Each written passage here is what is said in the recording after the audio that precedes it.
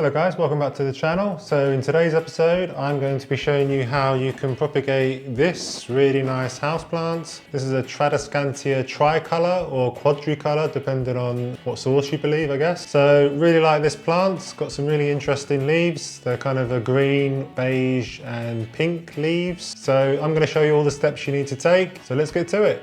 Okay then guys, so all you need to do this is a healthy mother plant such as this. Like I say, this is a Tradescantia Tricolor plant. So you need some nice, clean, sharp snippers like these red ones that I have. A pot to pot it in and some soil. You can put these straight into soil.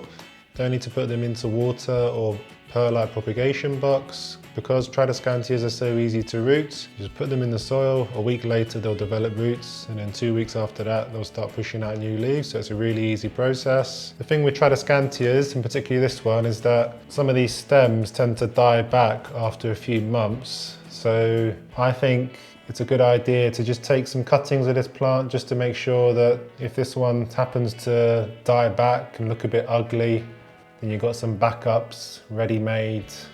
So you can just keep having the plant in your house. So all we need to do now is just take a pot and fill it with our potting medium. So I've got my potting mix mixed with perlite, about 20–30% perlite. I add perlite to aid with the drainage of the mix. So just fill it up to the top. I think I'll use the lid to put this on to prevent the mess. Next step is to moisten the soil. Makes it much easier to put your cuttings into the pot.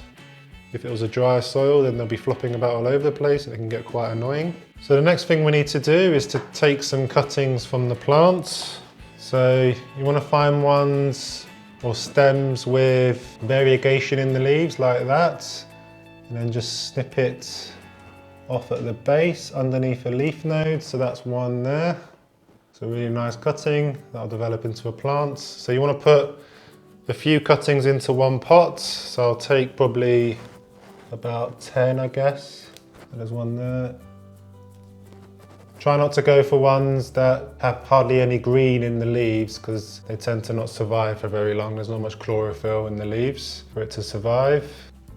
Take that one. Don't worry about giving this plant a haircut. It does respond by putting out new growth points. It results in a bushier plant.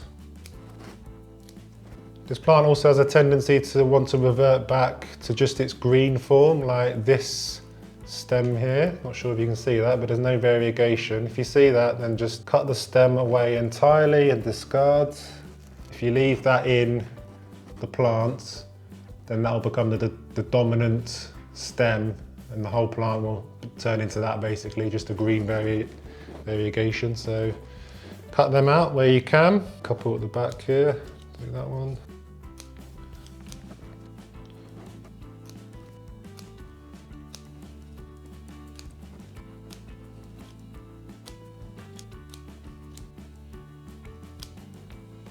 So there I have it. I have my cuttings taken from the mother plant. I can set that to one side now.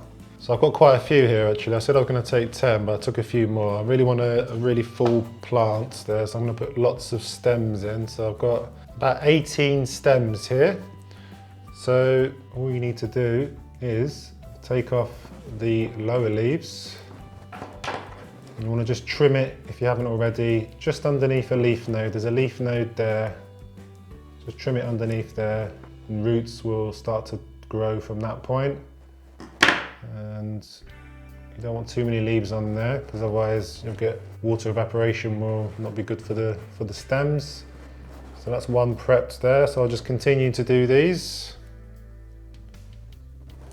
You want to make sure you're peeling off the leaves from the base of the stem. Otherwise, if you left it in the soil, the leaves at the bottom, then they will just rot.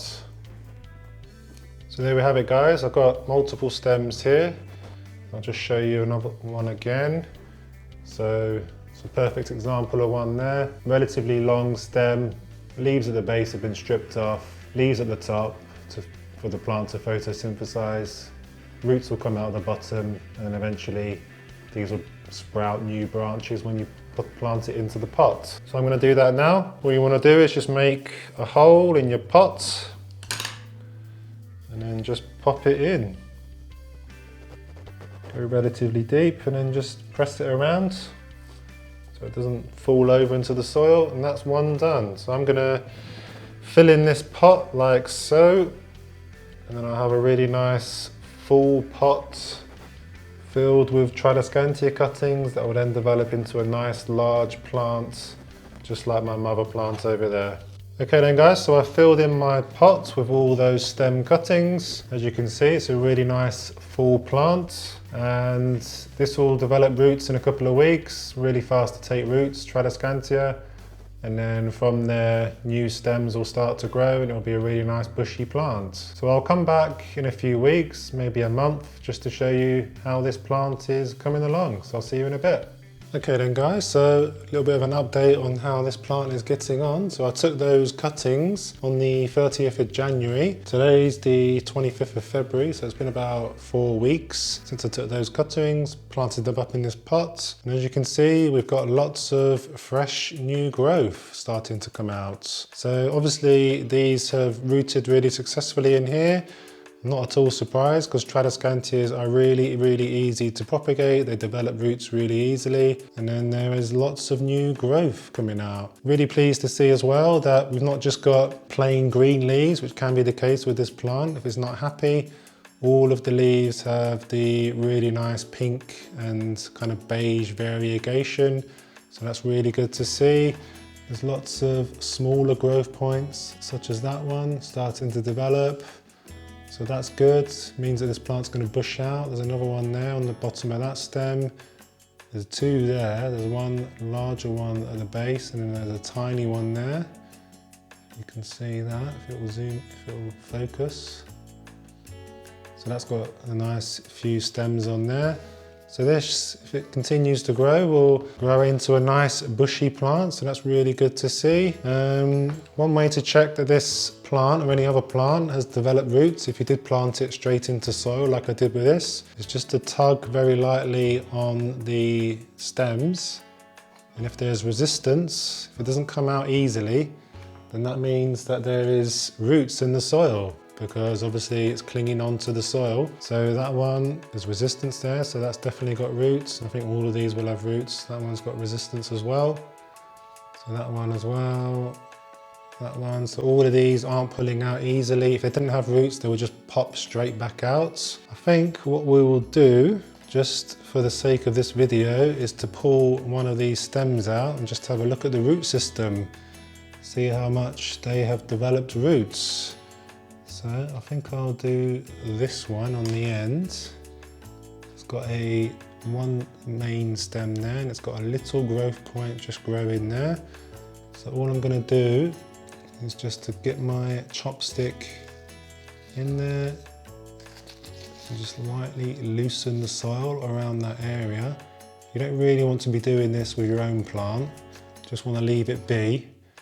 But like I say, for the sake of this video, I thought it would be interesting to see the root system that has developed. And there we have it.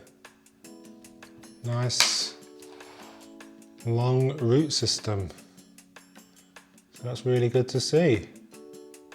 And you can see there's a new growth point, that's a new stem that is starting to grow from underneath the soil. So really happy that this Tradescantia is looking really healthy and bushing out. Lots of strong roots that have developed as well. So that's really good to see. So what I'll do is I'll pop this back into the soil.